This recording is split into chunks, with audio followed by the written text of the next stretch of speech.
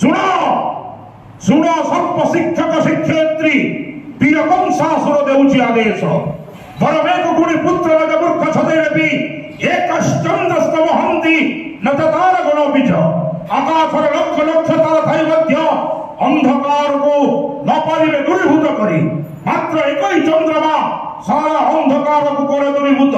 ତେଣୁ ସମସ୍ତ ବିଦ୍ୟାର୍ଥୀମାନଙ୍କୁ ଶିକ୍ଷା ପ୍ରଦାନ କରିବା ଆପଣମାନଙ୍କର କର୍ତ୍ତବ୍ୟ।